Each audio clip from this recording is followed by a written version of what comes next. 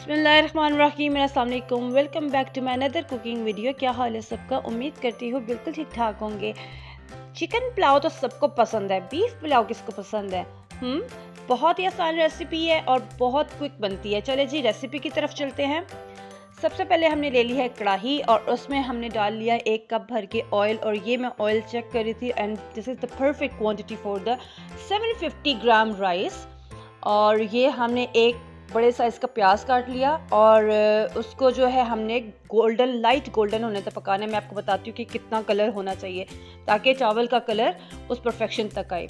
तो ये देखिए इतना गोल्डन हो गया और इसमें मैंने ginger garlic paste 2 table spoon डाल दिया और 1 मिनट तक इसको फ्राई करेंगे। और साथ ही ये हमने पानी का झोंक दे दिया। अब हमने डाल लेना एक बड़े साइज़ का टमाटर और थोड़ा सा पानी डालकर उसको भून लेंगे ताकि टमाटर नरम हो जाएं।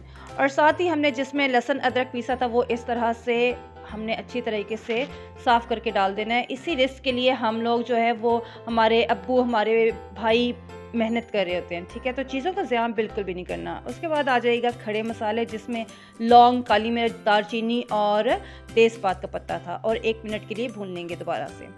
अब आ जाती है गोश्त की बारी। गोश्त मैंने 1 किलो ले लिया और उसको 100% बॉईल कर लिया है और टोटल हमने इसको 5 मिनट फ्राई करना है। 2 मिनट इस तरह मसाले में, ताकि मसाला इसमें अच्छी तरीके से मिक्स हो जाए। और उसके बाद हमने डाल देना है मसाले, जिसमें आ जाएगा नमक, मिर्च, दड़ा मिर्च, धनिया और गरम मसाला, ठीक है। ये डाल के थोड़ा सा पानी ऐड करेंगे और इसको 3 मिनट भून लेंगे। इससे ये होगा कि आपका गोश्त काला नहीं होगा, ये चावल जो है वो आपके काले नहीं बनेंगे और गोश्त बड़े प्यारा सा कलर रहेगा।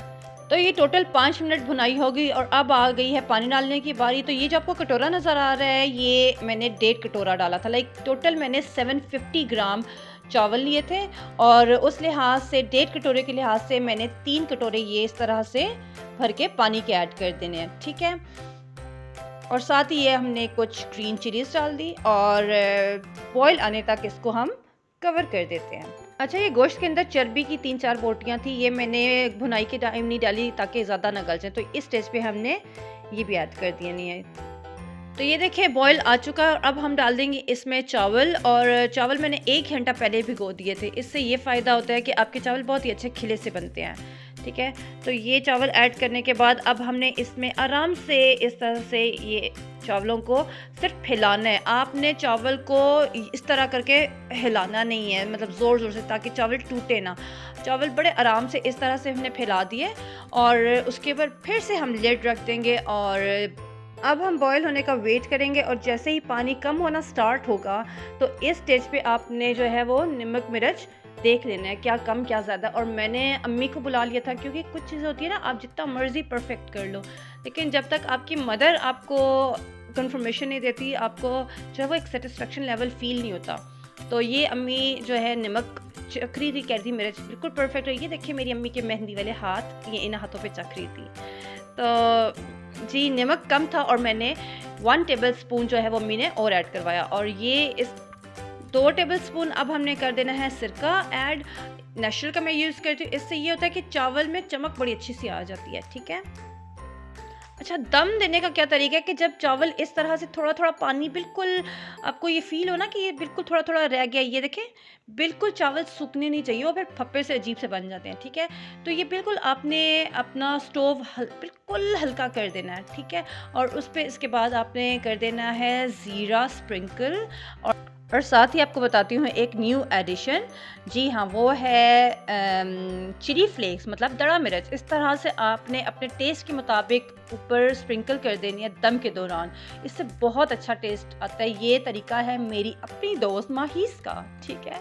तो ये हमने कपड़ा जो है वो गीला करके इस तरह से ढक्कन को लपेट कर दम दे देना है for around about 20 to 25 minutes.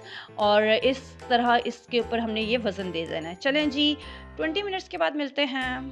तो ये 20 मिनट हो गए हैं पूरे और ये अब हमने दम खोल देना है। माशाल्लाह देखें कितना अच्छा एक एक चावल खिला हुआ है, माशाल्लाह माशाल्लाह।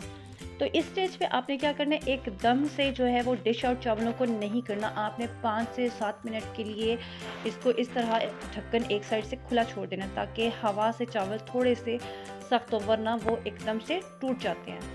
تو اب ہم آپ کو بتائیں گے کہ چاول آپ نے ڈش آؤٹ کیسے کرنے ہیں. اس طرح سے ایک سائڈ سے آپ نے چاولوں کو ایسے کرنا ہے، سارے چاول مکس کر کے پانی بنا دینے. ٹھیک ہے، چاہلوں والے کام نہیں ہم نے کرنے، سگڑ کام کریں گے، اچھے کام کریں گے. تو یہ اس طرح سے ہم نے ڈش آؤٹ کر دینا.